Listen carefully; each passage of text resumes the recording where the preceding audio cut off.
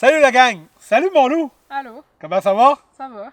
Hey, je suis content que tu sois venu aujourd'hui avec moi parce que tu te souviens, on avait fait une petite vidéo sur ton arbalète. Puis cette vidéo-là, ça a été mon meilleur de tous les temps sur ma chaîne YouTube. Félicitations. Merci la gang. Et j'ai partagé cette vidéo-là sur beaucoup de forums de survivalisme. Ça, tu le savais pas, par exemple. Non. Et il y a beaucoup de gens qui sont revenus avec moi. Ouais, mais c'est-tu vraiment bon pour le survivalisme? C'est-tu quelque chose de pas pire? C'est-tu utile? Ça serait mieux une 22? On le sait que ça serait mieux une 22. Donc, si ça te tente, puis si ça vous tente de nous suivre là-dedans, je te propose aujourd'hui de faire suivre une couple d'épreuves. Des épreuves de perforation, des épreuves de précision, des épreuves... une autre épreuve que j'ai dans la tête puis qu'on va se garder comme une petite surprise. J'ai emmené plein de bidules à parser, plein de bidules à pogner. On devrait avoir du plaisir. Et on va voir si elle peut être utile du point de vue survivaliste. Pour quelqu'un, justement, comme toi, qui n'a pas son permis et qui voudrait avoir une arme qu'elle peut avoir légalement. Ça te tente? Oui. Parfait, la gang. On fait ça ensemble. Première étape. Huiler l'arbalète pour que les flèches aillent bien, puis pour que la corde aussi attende. C'est en plein ça. Donc, la gang, pendant qu'on fait ça, vous autres, vous regardez le générique, puis vous vous abonnez à ma chaîne. Let's go! C'est parti!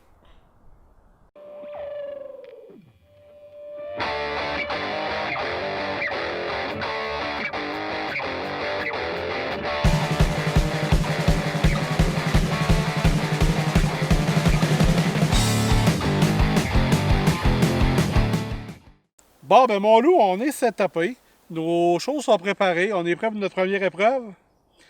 Notre première épreuve, ça va être une épreuve de précision. Donc, ce qu'on veut savoir, c'est à une distance de 30, 40 ou 50 pieds, est-ce que notre arbalète est capable de pogner un lièvre? Parce qu'on va se le dire, quand on est en survie, manger du lièvre, un lapin, c'est pas pire. Donc, comme vous pouvez le voir, là-bas, Lou, tu peux te retourner, je nous ai mis un lièvre qui est prêt à recevoir une flèche. Je le sais que t'aimes pas ça tirer sur des animaux, mais c'est pas un vrai lièvre, mon loup. Fait que, tu y vas? Je te laisse, je partais pour dire tuer le lièvre. Je te laisse tirer sur un lièvre, puis on vérifie. On va commencer par une distance de 30 pieds, voir si on est capable de pogner le lièvre. Tu vises dans le corps ou dans la tête? Dans le corps. Dans le corps. Fait qu'on essaie de pogner le 10. C'est parti!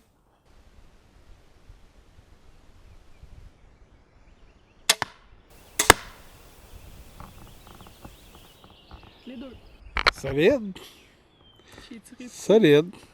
Donc, pour une distance de 40 pieds, Lou? Oui. 40 pieds.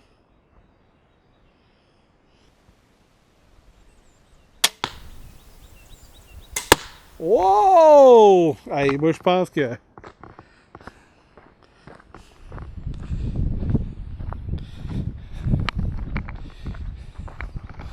Ça, c'était la première. Ça, c'est la deuxième. Fait que... On a fait tout ça à 50. Donc, mon loup, on est à 50 pieds de notre cible, oui, de notre lièvre. Puis en plus, on est dans le bois. Tu peux même t'agenouiller si tu veux, pour être plus stable, mais c'est à ton goût.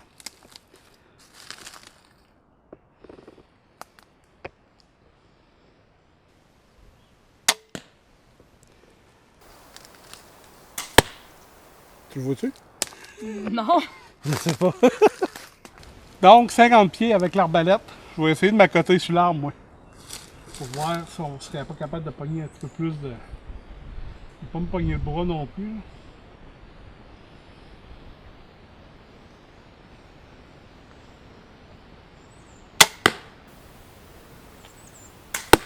Je sais pas. On va aller voir.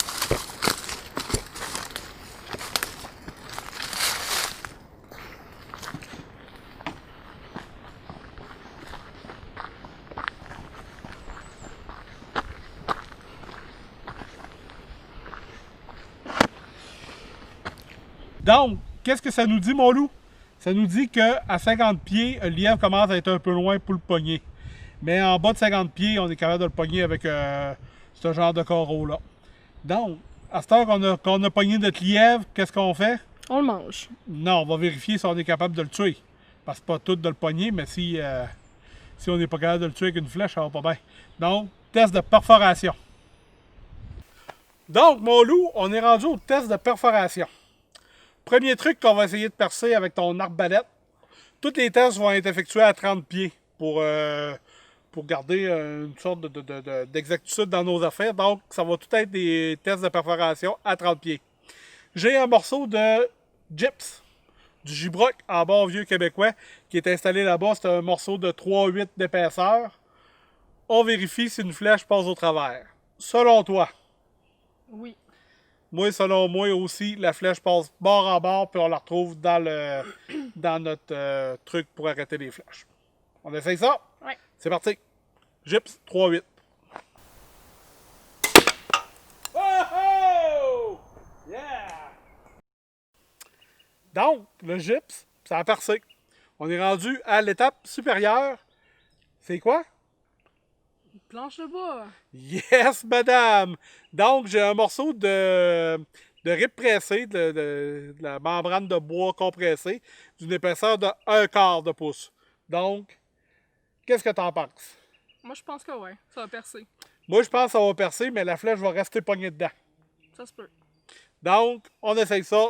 Rib pressé, 1/4. Let's go!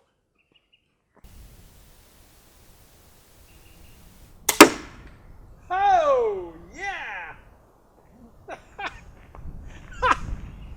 Hey, quand même! Oh! Lee! Hey! Si jamais il n'y aurait pas eu les petites ailes, là, ça passait bord en bord. Là. Ouais. Morceau de contreplaqué, 1/4. Incroyable. Donc, mon loup, test de perforation, 1/4, ça ne l'a pas senti. Donc, ce que je te propose, c'est de mettre un autre morceau de contreplaqué de la même marque. C'est pas du contreplaqué, c'est de la rib pressée. Je connais pas le mot en français de France, donc je m'excuse, c'est de la particule compressée. Donc, une demi de particules compressées, est-ce que l'arbalète va le percer? Oui. Tu penses? Elle va encore rester pognée, d'après moi, ça va le percer. D'après moi aussi, j'ai comme le goût de dire que ça va percer. Donc, on essaye ça. C'est parti! Un demi-pouce! Wouhou!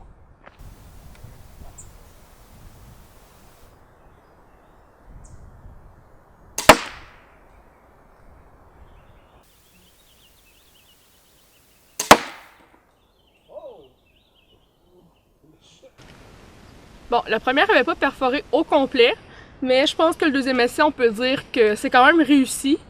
Elle a perforé pas mal plus que la première.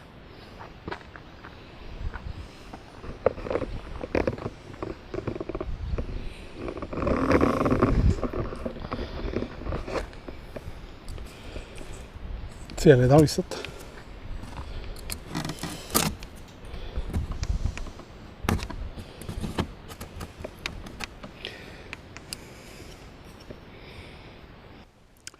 Donc, mon loup, point de vue perforation, c'est une réussite? Oui. Parfait. Donc, mon loup, point de vue perforation, on peut pas dire que ça perfore pas. Non. Mais il y a encore des gens qui vont dire « Ouais, mais sur un vrai animal, ça se passe pas de même. Il y a des os, il y a de la peau. » C'est qu'on fait dans ce temps-là? On en prend un mort. Donc, test de perforation sur des côtelettes de flat pork que j'ai achetées aujourd'hui spécialement pour ça. Donc, il y a des os là-dedans. Il y a 2 épaisseurs de côtelettes. On essaye de passer une flèche au travers. Sur le dessus, il y a comme une sorte de plastique. Ça va nous faire office de peau de bestiole. Donc, mon loup, mise en situation. Tu es en train de dormir chez vous, tranquille, peinarde. Quand tout d'un coup, ton arbalète est à côté de ton lit, t'entends craquer, il y a un coyote qui est rentré chez vous. Il veut voler des trucs. Test de perforation sur le coyote. 2 épaisseurs. Vas-y. Ah, avant, qu'est-ce que tu penses que ça va y faire? Mal. Mais encore, ça passe au travers? Je pense que oui, moi aussi, ça passe au travers. On va retrouver la flèche en arrière, mais je vais aller enlever mon sac. Ça ne me tente pas qu'elle ressorte dans mon sac avec de la viande, tout ça. C'est dégueulasse. Donc, celle-là, on ne les réutilisera pas, ces flèches-là. Donc, test de perforation, c'est parti.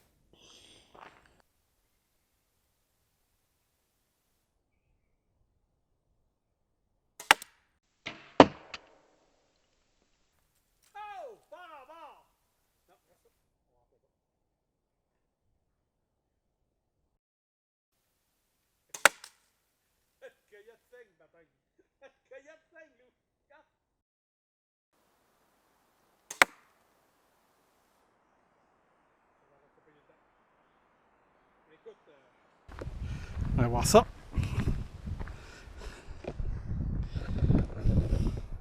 Ah, tu vois, celle-là est restée poignée dedans. C'est bizarre. Ben, écoute. Ça doit être un os. Puis les deux autres ont passé bord en bord. Passé dedans, mais écoute, là.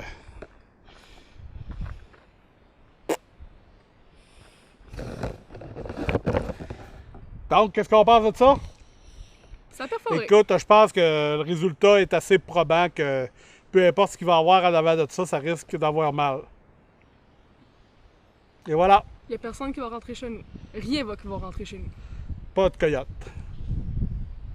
Donc, mon loup, une autre petite épreuve que j'ai pour ton arbalète, c'est de voir si on pourrait s'en servir comme canne à pêche. C'est sûr que présentement, j'ai pas de carreau vraiment fait pour la pêche, mais on s'imagine là que je vais vous mettre un lien sur Amazon pour pouvoir aller vous en acheter. C'est attaché comme ça après un petit bout de fil à pêche. Donc, je l'ai attaché après ma canne à pêche. On va se donner un petit peu de lousse. Puis, je sais pas, à moi ici, à cause de ça, je pense que ça ne marchera pas. Non, mais on va le rentrer comme ça. Ouais. Comme ça. Exactement. OK. OK? Ouais. Puis, on s'en va, on essaye de pitcher ça dans l'eau. Veux-tu le pitcher ou tu veux que je le pitch? Comme ça. Euh... Je vais te faire plaisir vu que c'est de la pêche. Ouais, ouais, d'accord. Bonne idée. Donc, simulation canne à pêche avec l'arbalète. Filme un petit peu dans l'eau. Comme vous pouvez voir, là, il y a à peu près, mettons, 3-4 pieds d'eau. On va essayer de pogner un poisson là-dedans. Hypothétique.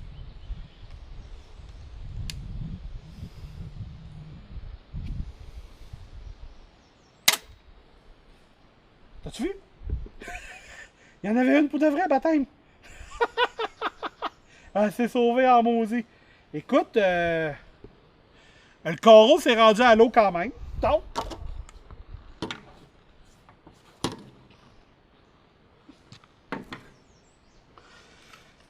une fois que notre poisson est pogné, j'étais sûr que j'en avais une. On a notre flèche qui revient ici, au bout de notre ligne. Donc, une fois pris dans le bois, c'est-tu utile comme canne à pêche? Oui. Je pense que oui, ça peut faire la job. Hey, mais il y avait vraiment une truite, baptême. Je connais un gars qui va revenir pêcher ici bientôt, moi.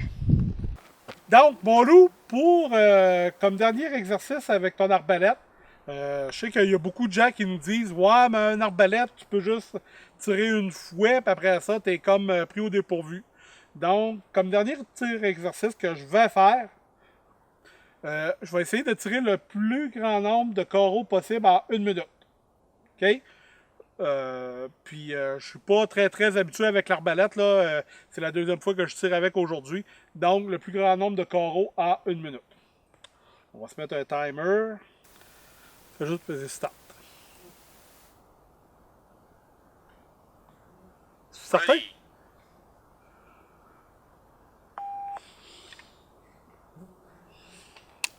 Commence mal.